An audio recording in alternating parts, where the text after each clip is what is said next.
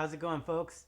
Today we're going to build an amp chassis cradle. It's a super useful tool to have around the shop. They're not too hard to build. Let's get right to it.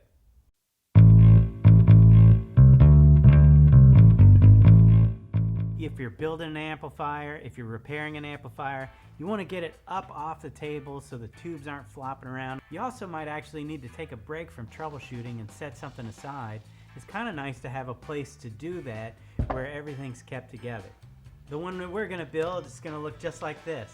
The main features are that it's adjustable for width because chassis come in different widths, and also it's adjustable here to adjust the angle so you can really get in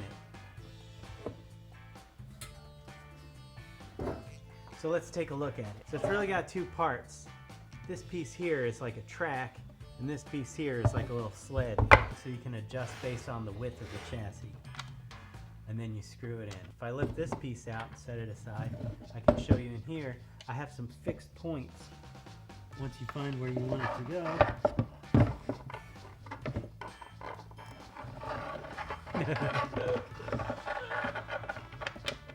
yeah, there you go.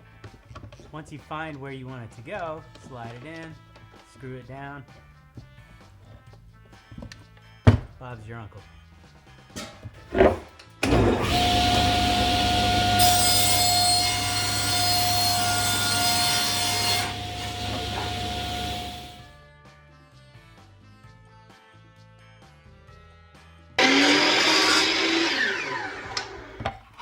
Alright, so we have a couple pieces cut. We've got a fixed end piece, we've got a sliding end piece, and then we have this middle piece here that runs in the channel. Now I cut them all the same width because in the end I'm going to take this piece that slides in the middle and I'm going to notch it out on the table saw so that it fits nice and snug right in there and slides along. But I just wanted to say that I use this inexpensive birch plywood for the bottom and for the slider part because it's inexpensive, it's easy to get, you get it at Lowe's, it's lightweight, it's sturdy, it'll do the job. The sides, however, I used Baltic birch plywood, which has a lot more layers, and each layer, the grain orientation is inverted to the layer before, which means when you stack all the layers together, it's super stable. This isn't going to cup or warp or anything like that. We want these side pieces to be nice and sturdy and not go anywhere.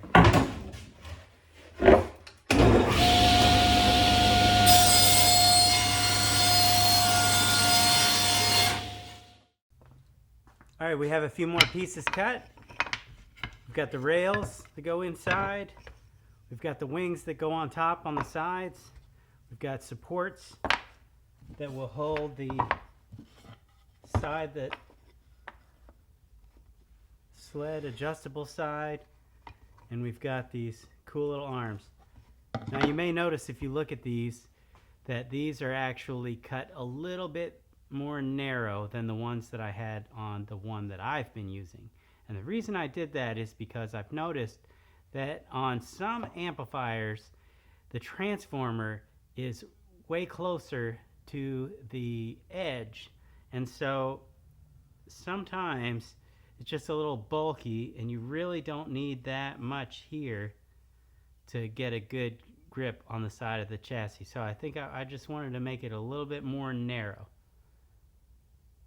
just to be locked in place. There are a bunch of ways that you could make these. I don't have a bandsaw. That would really be the way to do it, would be to make a cut and then use a bandsaw to cut these pieces out. So I just figured out a way to do a cross cut and they turn out okay.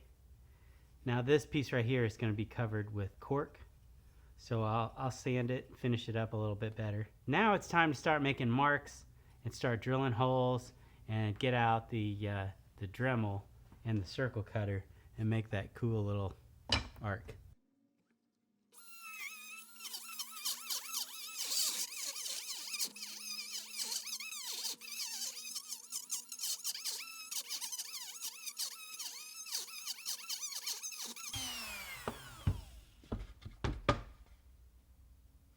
We've got all our pieces built. We have our nice little cradle arms that will actually hold the chassis. We have these support structure pieces to keep the other side up. We have the two opposing slides, one longer than the other. So one's fixed and one's going to move. This was done with the circle cutting tool and the Dremel. We've got the little wings that'll go off to the sides. We've got these sled tracks here. And then in the center, we have this piece here. Now I originally tried to cut this by clamping a guide piece and using a router, but it just was looking pretty ugly. So I wound up just drilling a hole, pilot hole, and then using the chop saw down in there, make a nice clean straight cut. I'll probably go back with a file and some sandpaper and make that nice and clean. All right, I've drilled my holes in here. Now I'm going to install the T-nuts. All right, one thing to note about driving T-nuts in, first thing you do before you ever drive them in, you want to make sure that the thread of the T-nut matches the thread of the thumb screw that you're putting into it, because they make different degrees of thread. So yeah, you want to make sure you got the right one. And then when you're driving in, back it up with something like a concrete floor or an anvil or something. You got something you can pound on so you can drive them so they're nice and flush. And I'm checking my slide, and as it slides across, I'm noticing that we got it lined up perfectly. Okay, so I've applied glue here. I got glue over here. And put these two together with a nice long clamp and shoot some nails in it.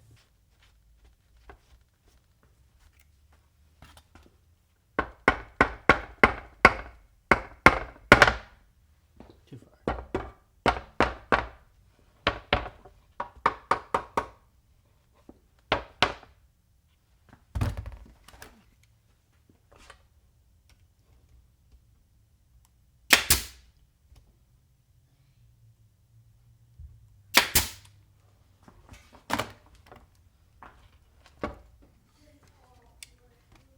Now's a good time to take a break.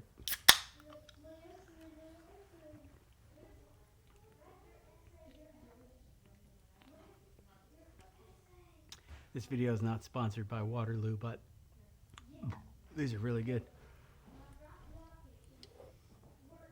All right, now we'll do the other side.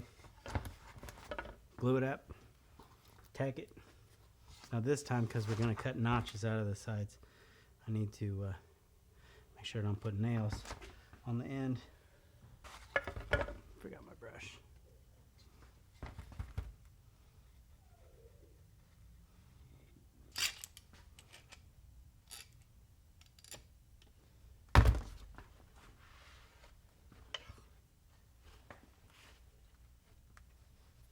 Okay, so what we're going to be notching out is this size here. So as long as I get inside of that, it's going to be fine.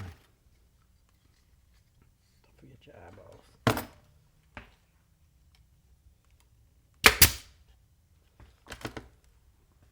Okay, this side's going to get little supports too, so we got to remember to do that.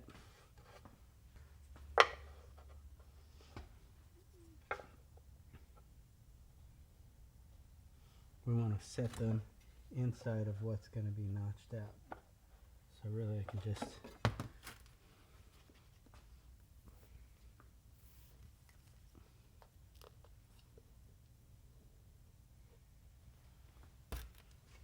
glue it up and eyeball it.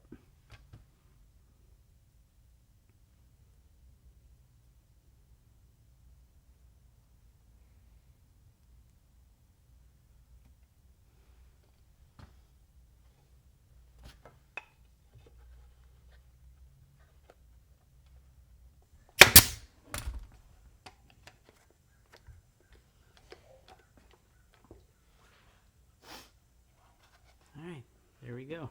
I just gotta let the glue dry. Watching glue dry. Alright, we're almost there. Now it's time to glue the rails in and clamp them really good.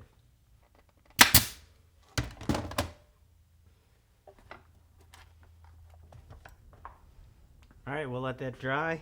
We'll come back and hit it. finish her up. We're almost there.